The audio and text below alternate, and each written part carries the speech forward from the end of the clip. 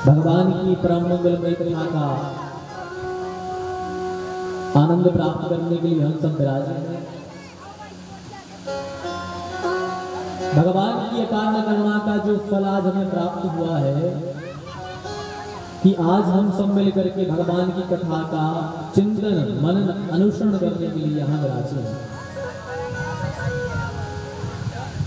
देखिए, जो भी सत्कर्म होते हैं वो सब सत्कर्म किसी न किसी व्यक्ति के द्वारा होते ही है, लेकिन ये आपके सौभाग्य है कि यहाँ संत पहले ही से है, संत है ही, और अब भगवंत की चर्चा करने के लिए हम सब यहाँ विराजे हैं। हमारे लिए दोनों सुलभ हो गए, क्योंकि जहाँ संत होते हैं तो ऐसा हो ही नहीं सकता कि वहां भगवंत ना पधारे। तो हम सबके बड़े सौभाग्य हैं कि संत भगवान की संरक्षक में, उनकी अध्यक्षता में हम सब यहाँ पर भगवान की कथा श्रवण करने के लिए विराजे हैं। ये भगवान की ही कृपा है कि हम सब आज यहाँ भगवान की कथा सुनने के लिए विराजे हैं। क्योंकि देखो भैया, भगवान की कथा और सत्संग ये ना धन से प्राप्त होता है और ना ही ये कर्म से प्राप्त होता है। आपके पास कितना भी धन रखे हो, कितना भी धन रखे हो, और चाह लो कि भगवान की कथा हमारे घर में हो जाए तो नहीं हो पाएगा। आप कितनी भी मेहनत कर लो और सोचो कि हमारे घर में ठाकुर जी आ जाए, हमारे घर में पुराण आ जाए, नहीं आ सकता। भगवान की कथा और भगवान का सत्संग केवल ठाकुर जी के पास से ही प्राप्त होता है, अन्यथा प्राप्त नहीं होता है। तो हम सब बड़े सौभाग्यशाली हैं कि आज से 7 दिन तक नित्य प्रति भगवान की कथा को श्रवण करेंगे, भगवान की कथा का आनंद लेंगे। दास से जितना बन सकेगा दास आपको उतनी भगवान की अनंत लीलाओं का श्रवण कराएगा। तो भगवान की कृपा से ही सत्संग मिलता है। तो भगवान ने यदि हमें ये मनुष्य तन दिया है तो भैया इसकी सार्थकता यही है कि जितना अधिक से अधिक हो सके भगवान का नाम लो, जितना अधिक से अधिक हो सके भगवान का नाम लिया करो।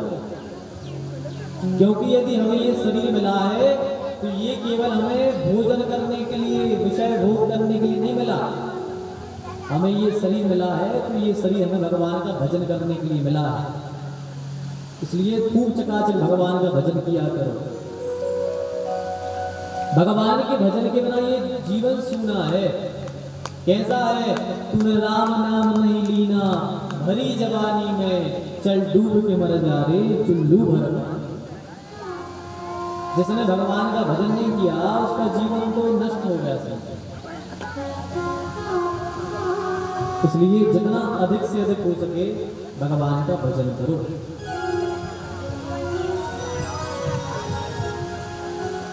अच्छा देखो, रावण जितना पैसा तो हम कमा नहीं सकते कि कमा लेंगे ना। रावण जितना सोना तो हम इकट्ठा कर नहीं सकते अपने घर में। अरे तुम घर में सोना इकट्ठा करोगे, रावण का तो घर ही सोने का था।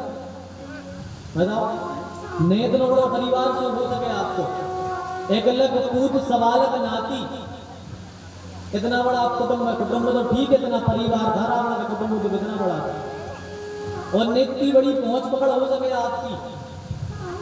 रावण को जब प्यास लगती थी तो वरुण देवता पानी लेके आते थे, गर्मी लगती थी तो अपन पंखा चला रहे थे, वायु देवता हवा हवा लगा, भोजन भूख लगती थी तो अग्नि देवता भोजन बनाते थे।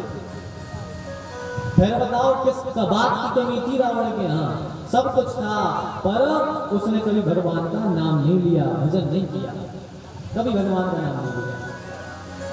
अच्छा देखो, किसी का पति कितना भी बुरा क्यों ना हो, आप सब माताएं बैठी हो, आपके पति कितना चाहे कितना खराब होए, लेकिन जिस पत्नी का पति जब मरता है तो वो रोती जरूर है। पत्नी रोती नहीं रोती?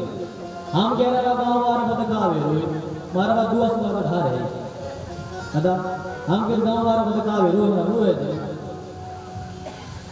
लेकिन रावण एक ऐसा भागा था कि जिस दिन मरा तो उसकी पत्नी रो नहीं रही, मंदोदरी रो नहीं रही, और क्या कर रही, उल्टा गाली दे रही है रावण को।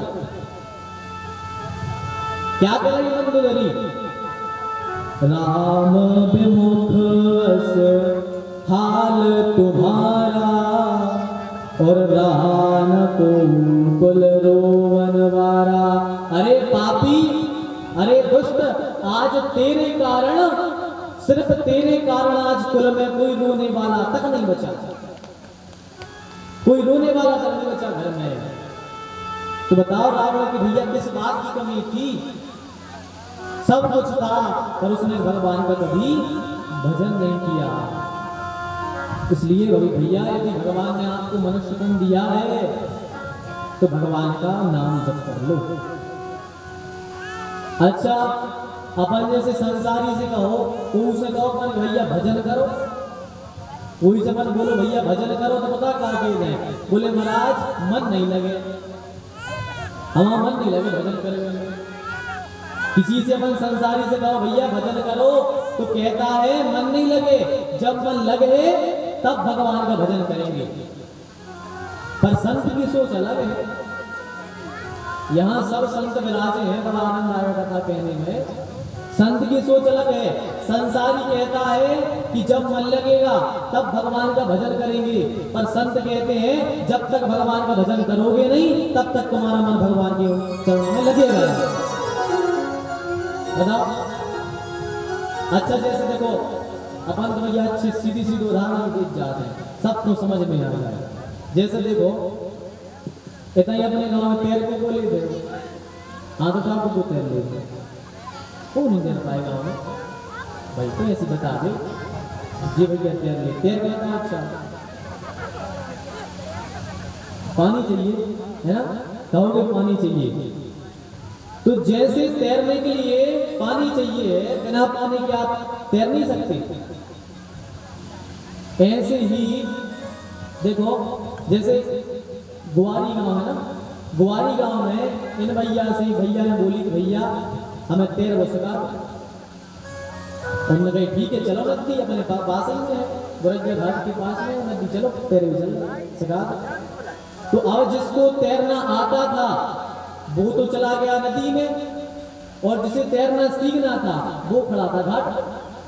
अब जो तैरने वाला था उसने कहा भैया आजा, भीतर आ जाओ। तो जो तैरने जो सीखने दो, उन्हें जैसे ही घबरा एक पांव पानी में रखो, वो उछट के फिर खड़े हो घाट पे, बोलो हम आज सौगंध खा रहे हैं जब तक पानी में तैरवा नहीं सीखते तब तक हम पानी में पांव न रखें। अब बताओ ये संभव है? जब तक तुम पानी में उतरोगे नहीं तो तैर कहां से पाओगे? जैसे बिना पानी कि तैरना संभव है, ऐसे ही बिना भजन किए संसार सागर से तरना भी असंभव है। आप तर भी नहीं सकते बिना भजन के। तो जैसे जब तक पानी में आप उतरोगे नहीं तब तक तैर नहीं सकते, ऐसे ही जब तक भगवान के चरणों में मन लगाओगे नहीं तब तक आपका मन भी भगवान के चरणों में लगेगा नहीं। प्रयास तो करना पड़ेगा, पानी उतरना पड़ेगा, ऐसे भजन करना पड़ेगा। भाई बैठो, माला लेके बैठो, आज 5 मिनट बैठो, कैसे मन नहीं लग रहा? हम कह रहे 1 दिन नहीं लगेगा, 2 दिन नहीं लगेगा, 3 दिन नहीं लगेगा, हम कह रहे महीना भर में लगे, साल भर में लग, आज नहीं लगेगा, कल नहीं लगेगा, परसों नहीं लगेगा, पर बरसों में तो लगेगा। बताओ, एक न एक दिन तो भगवान के चरणों में मन लगेगा। करो तो प्रयास। तो भैया जितना अधिक से अधिक हो सके भगवान का नाम लो,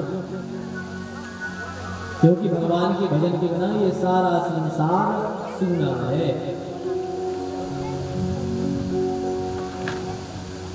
भाग्योदयेन बहुजन्म समर्जितेन सत्संगमं च लभते पुरुषो यदा वै अज्ञान हेतु कृत मोह मदान्धकार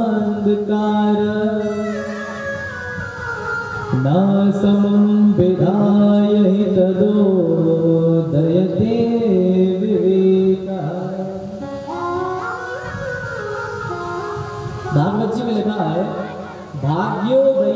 बहु जन्म समर्जितेन।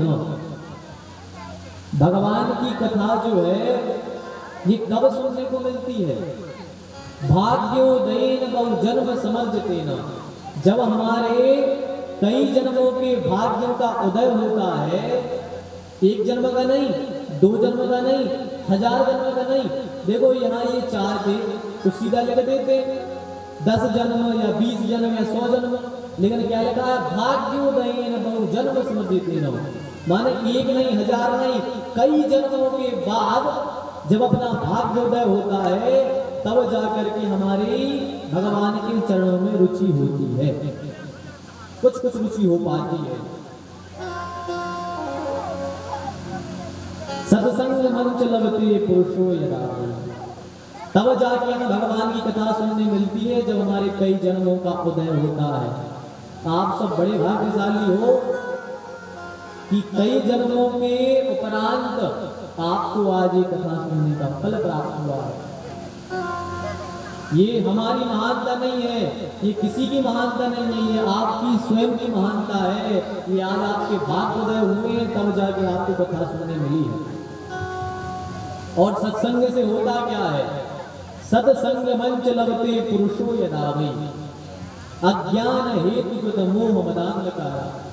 भगवान की कथा को सुनने से हमारे अंदर जो अज्ञान भरा हुआ होता है, जो